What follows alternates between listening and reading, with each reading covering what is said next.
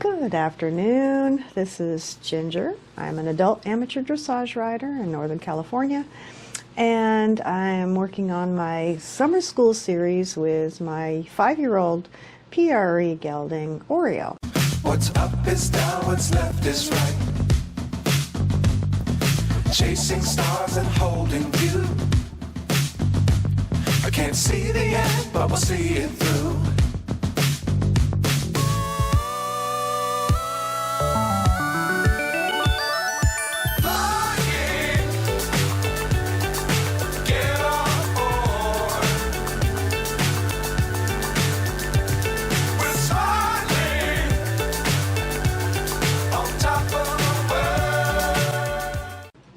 So I'm going to walk you through some of our training the last couple of days, and I'm just going to do periodic videos and updating. We've got a clinic that we're going to be doing tomorrow with Lars Pedersen.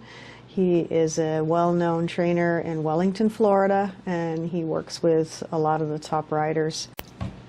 So the first clip here is from the other day, and the concept here is that he needs to be responding off my leg. So if my leg comes, I squeeze, he needs to go forward, and he needs to take himself forward. Push him every stride. He should be taking himself forward. That means he's in front of the leg. So if I have to come with the leg, it's because he's not in front of the leg. He's not taking me. So this is some of our trot work. I'm focusing on keeping him between my legs and hands, trying to keep him straight where he's not overbending, because he has a tendency to get a little crooked in his head. So, and then we'll do a halt, and I'm trying to keep him round and through, even on the halts. I didn't do such a great job the other day, but yesterday I worked on it a little bit more. And then again, when I bring my leg, he needs to go directly to trot. So these are some of the things. We're getting him crisper and more dialed in on his aids. So then we started working on our canter. We worked on our trot to canter initially, again keeping him forward and through his body, responding to the aids, going off my light aid. And then if he doesn't, he gets a correction to back him up, because he's been at boot camp. Now that I'm riding him again, we're working on this. And you can see he's much crisper, he's much more forward. And you can see he's actually softer in his body when he's taking himself forward on his own. He's much looser in his body because I'm not having to push him every stride.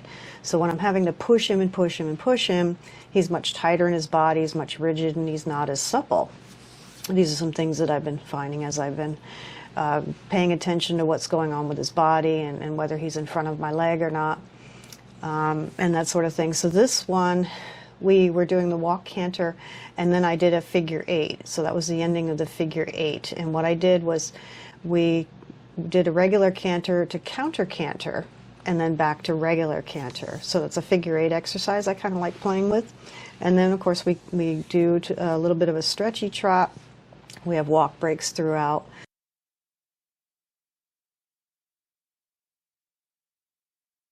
And then you can see we're doing some leg yield here. And he's much easier to do the leg yield when he's going and taking himself forward. So these are some tips that I'm finding as I'm riding, is that the more forward he is, the more supple he is, and the easier it is to get him to do the exercises. Okay, so this series of clips is from yesterday. It was about 95. It was a little hot, and we just focused on trot work. So this was after our initial walk warm-up.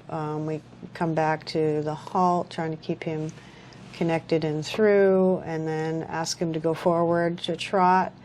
He was behind the leg, so I halted again and got him connected and through, and then I asked him to trot again. I had to come with my leg because he's not as forward in this session as he was the day before.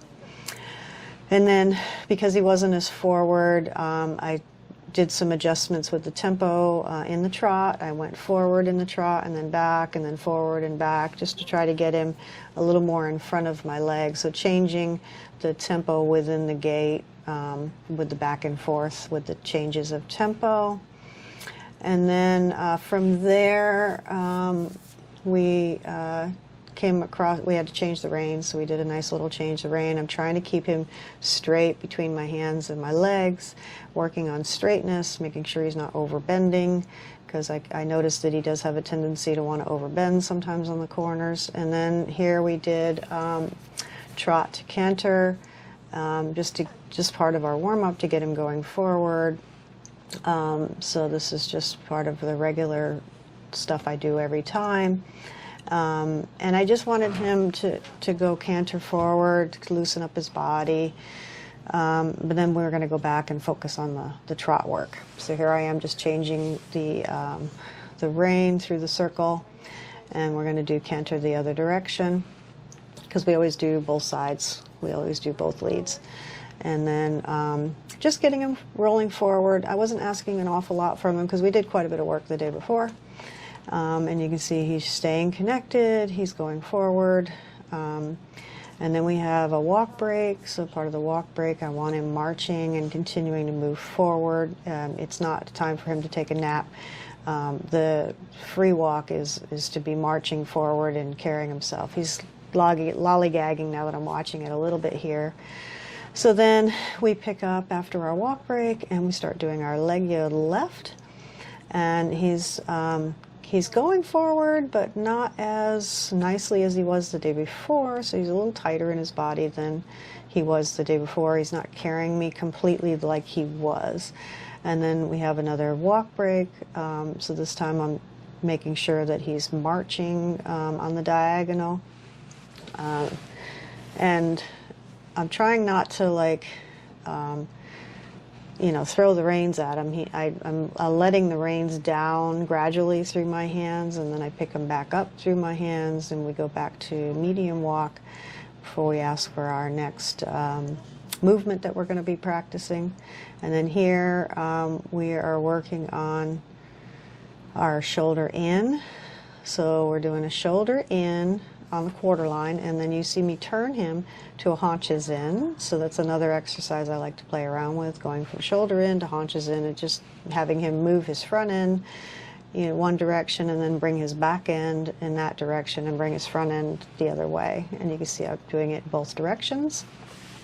And it's kind of a interesting little exercise. And then this, we're working on our stretchy trot. Still a work in progress. I can get him to come down, but he's not sticking his nose out, so it's just gradually working on getting him to go down and forward with his nose. So at least he's going down, and he's not just curling too much, because that's the whole problem, is because the way he's built, he curls. So we're trying to get him to stick his nose out. And it just takes time. Everything takes time. Thanks for watching.